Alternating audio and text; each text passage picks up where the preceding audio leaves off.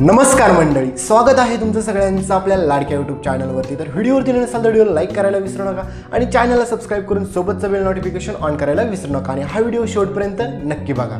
नमस्कार मित्रांनो, राजन समोर येणार आता भयानक सत्य। तर नेमकं काय घडतं त्याला संपूर्ण अपडेट जाणून घेऊया।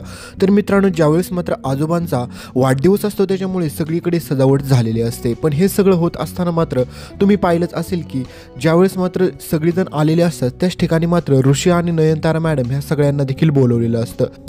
पूर्णाजींनी सांगितलेलं असतं की सगळ्या इनामदारांना आपल्याकडून आमंत्रण द्या आणि सगळ्यांनी इथे या ठिकाणी यायला त्यांना सांगा। त्याच्यामुळे ऋषी देखील आलेला असतो आणि ते सगळेजण आलेलं पाहून कमळीला तर आनंद झालेलाच असतो, पण सोबत नयनतारा मॅडम देखील असतात। त्याच्यामुळे आता सगळ्यांनाच धक्का बसलेला असतो। पण एकीकडे मात्र ह्या अनिकाला खूप आनंद झालेला असतो, कारण की अनिकाला माहीत असतं की ते आपले बिझनेस पार्टनर आहेत। त्याच्यामुळे माझं आणि ऋषीचं लग्न होणं हे जास्तीत जास्त योग्य आणि जास्तीत जास्त हे सफिशियंट आहे आणि ते होणारच आहे 100%। पण आता पुढे घडतं सगळं भलतंच, कारण की मित्रांनो, ज्यावेळेस मात्र आजोबांच्या वाढदिवसाची सगळी काही तयारी कमळीकडे दिलेली असते आणि सोबतच निंगी पण असते, पण आजोबांच्या वाढदिवसाची जंगी तयारी ह्या करतात देखील। पण ह्या सगळ्यांच्या मध्ये लुडबुड आणि कुटाणे करायला ही अनिका असतेच। त्याच्यामुळे ज्यावेळेस मात्र तुम्ही पाहिलंच असेल आपली कमळी ज्यूस घेऊन जात असते, त्यावेळेस मात्र सगळे काही ही अनिका एका माणसाला पैसे देते आणि कमळीला धक्का द्यायला सांगते आणि त्यावेळेस मात्र कमळीच्या हातातून तो ग्लास पडतो आणि तो सगळा काही जो काही ज्यूस असतो तो सगळा नयनतारा मॅडमच्या अंगावरती सांडतो। आणि तुम्हाला माहीतच आहे आधीच नयनतारा मॅडमला आपल्या कमळीचा किती राग येतो। त्याच्यामुळे नयनतारा मॅडमला हे सगळं झालेलं पाहून जास्तच कमळीचा राग येतो। पण आता ज्यावेळेस कमळीचा राग येतो त्यावेळेस मात्र नयनतारा मॅडम खूप कालवा करते, सगळी लोक त्या ठिकाणी जमा होतात आणि त्याच वेळेस मात्र ही अनिका, रागिनी आणि कामिनी म्हणतात की ह्यांना आत्ताच्या आत्ता बाहेर काढा, कारण की ह्यांनी आज चक्क दादाचा वाढदिवस खराब केला आणि चक्क नयनतारा मॅडमच्या अंगावरती हे सगळं सांडवलं। त्याच्यामुळे ह्यांची लायकी देखील नाही इथे उभी राहण्याची। अनिका म्हणते गावछाप तुला माहिती का ती किती मागायची साडी, लवकरात लवकर इथून बाहेर जा, तुझी लायकी पण नाही तर उभं राहण्याची। पण हे सगळं होत असताना मात्र तेवढ्यात तिथं राजन येतो आणि राजन हे सगळा प्रकार पाहून वाढदिवसामध्ये आलेली सगळेच लोक त्या ठिकाणी आलेले असतात आणि ऋषी हे सगळं बघतो। त्यावेळेस मात्र ऋषी म्हणतो की हे काय झालं। त्यावेळेस मात्र नयनतारा मॅडम देखील आपल्या कमळीला खूप बोलायला लागतात, म्हणतात की तुझी अक्कल नाही का, तुझे डोळे कुठे गेले, तुला दिसत नाही का। हे सगळं असलं बोललेलं ऐकून मात्र आपल्या पूर्णाजीला खूप वाईट वाटतं। पूर्णाजी म्हणते की खरे संस्कार तर ह्या माझ्या कमळीवरती आहेत, काही जरी झालं तरी ती कोणासोबत कसं बोलायचं, काय बोलायचं हे तिला चांगलंच कळतं। त्यावेळेस मात्र सगळेजण कमळीला ओरडत असतात। त्याच ठिकाणी राजन म्हणतो की सगळ्यांनी शांत बसा आणि त्याच ठिकाणी पूर्णाजी देखील म्हणते की कमळीला बोलण्याचा तुमचा कोणाचा देखील अधिकार नाही, कारण की कमळी देखील या घराची कोणी ना कोणी आहे। बाकीच्यांना कमळीचा स्वभाव पटत नाही ते साहजिक आहे, पण जर कमळीला कोणी काय बोललं ह्या घराच्या बाहेर काढायचं असं तसं तर त्याला स्वतःला या घराच्या बाहेर जावं लागेल। पण हे सगळं घडलेलं असतं, त्याच्यामुळे आता सगळेजण शॉकमध्ये गेलेले असतात की ही एवढे जण सगळी कमळीची बाजू का घेतात। त्यावेळेस मात्र ऋषी देखील शॉकमध्ये पडतो आणि ऋषी त्याच्या आईला समजवत असतो की अगाई तू काय करते, तू कमळीला का बोलतेस एवढं, काय तिरीकडून झालंयस, फक्त ज्यूसच तर सांडलाय ना, तू नको काळजी करू, ए साईडला बस, ते साफ होईल, तू साडी चेंज करू शकते। पण हे सगळं असं बोलून तिचं मन नको दुखू, कारण की ती एवढी आनंदी आहे, त्याच्यामुळे तू एवढं मन दुखून काय देखील सिद्ध करत नाहीयेस। त्यावेळेस मात्र राजन देखील म्हणतो की तिच्या वतीने मी सगळ्यांची माफी मागतो, परंतु तिला कोणी देखील काही बोलू नका, कारण की चुकून हे सगळं घडलेलं असेल। त्यावेळेस मात्र कामिनी म्हणते की अरे राजन तुला काय वेड लागले का, हे चुकून कसं काय घडलं, कारण की तिने जाणून बुजून असं केलं असेल, तिला वाटलं असेल की एवढी श्रीमंत लोक तिने कधी बघितली नसतील, त्याच्यामुळे तिने जाणून बुजून सांडवलं असेल की आपलं आणि त्यांचं रिलेशनशिप खराब व्हावं म्हणून। त्यावेळेस मात्र ऋषी देखील म्हणतो की असं मुळात देखील ती कधी करणार नाही, कारण की मी तिला चांगलं ओळखतो। तर हे सगळं होत असताना मात्र एका साईडला मात्र अनिकाच्या मनात विचार असतं की हा ऋषी का तिची बाजू घेतोय, ऋषीला काय गरज आहे तिची बाजू घेण्याची। पण हे सगळं घडत असताना मात्र अन्नपूर्णा आजी देखील म्हणते की कमळीची यामध्ये काही देखील चूक नाही, तो ग्लास फुटलाय, फुटू द्या, तुटू द्या, काय झालंय ते होऊ द्या, पण तिला कोणी काही बोलू नका।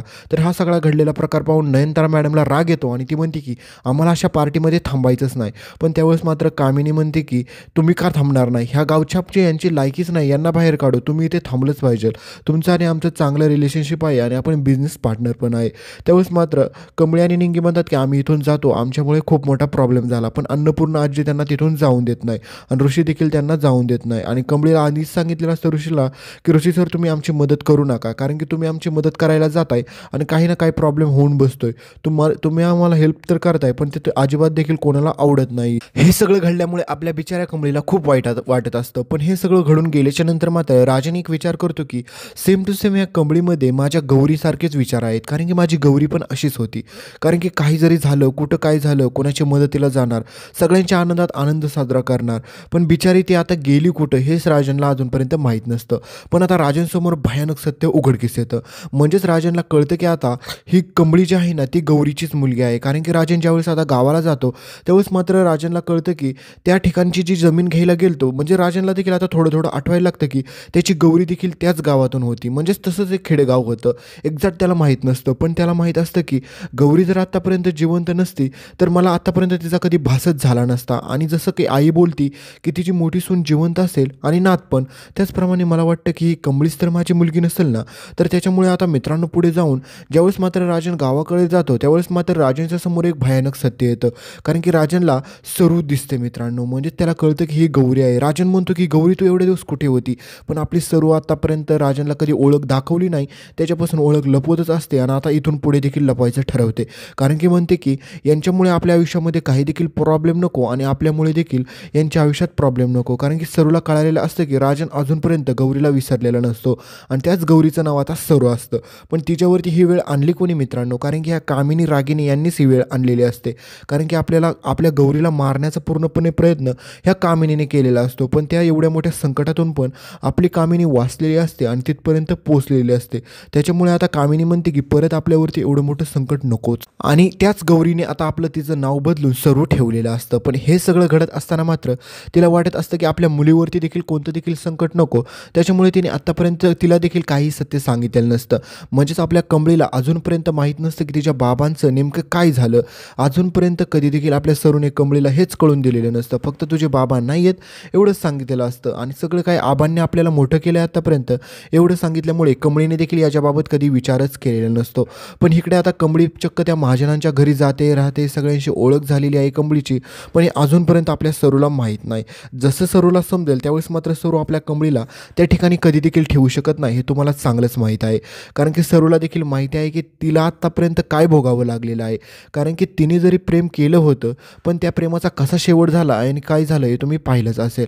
तर आता हे सगळं झाल्याच्या नंतर राजनच्या समोर असा भूतकाळ येतो की एक व्यक्ती राजनला सांगतो की ज्यावेळेस मात्र तुमची बायको गौरी ह्या ठिकाणाहून पळून ह्याच गावामध्ये आली होती, तर त्यावेळेस मात्र राजनला कळतं की म्हणजे माझी गौरी जिवंत आहे. पण तिने नाव सरू ठेवलेलं असतं. त्याच्यामुळे आपली सरू कधी देखील राजनला ओळख दाखवतच नाही. ती म्हणते की तुमची गौरी कोणीतरी वेगळी असेल पण मी सरू आहे. त्यावेळेस मात्र हे सगळं झाल्याच्या नंतर राजनच्या लक्षात येतं की हे सगळं झालं कसं काय होतं. कारण की राजनला कळतं की गौरी अचानक गायब कशी झाली होती. त्यावेळेस मात्र राजन शोध घेतो तर राजनच्या समोर भयानक सत्य येतं मित्रांनो. आणि राजनला कळतं की त्याची मुलगी म्हणजेच त्याच्या मुलीचं नाव त्याला माहीत नसतं त्यावेळेस, पण आता कळतं की कमळीच त्याची खरी मुलगी आहे. त्यावेळेस मात्र एवढं मोठं सत्य आतापर्यंत लपून राहिलेलं असतं आणि कमळी ते घर सोडून निघून देखील गेलेली असते त्यांची. कारण की खूप मोठा पुढे प्रॉब्लेम होतो आणि त्याच्यामुळे राजनला कळतं की अगं आई, राजन जातो आणि पूर्णाजीपाशी म्हणतो की अगं आई, ही कमळी होती ना तीच माझी मुलगी आहे आणि माझ्या बायकोचं नाव आता सरू आहे आणि ते देखील जिवंत आहे. तर हे ऐकल्याच्या नंतर सगळ्यांच्या पायाखालची जमीनच सरकते. तर मित्रांनो तुम्हाला काय वाटतं, ज्या प्रकारे आपली कमळीला त्या घरातून बाहेर काढलेलं आहे त्याच सन्मानाने आपल्या कमळीला परत त्या घरामध्ये घेऊन येतील का? तुम्हाला काय वाटतंय, आपली सरू परत त्या महाजनांच्या घरात जाईल का नाही हे कमेंटमध्ये सांगायला विसरू नका. भेटूया पुढील येणाऱ्या लेटेस्ट भागांमध्ये. धन्यवाद.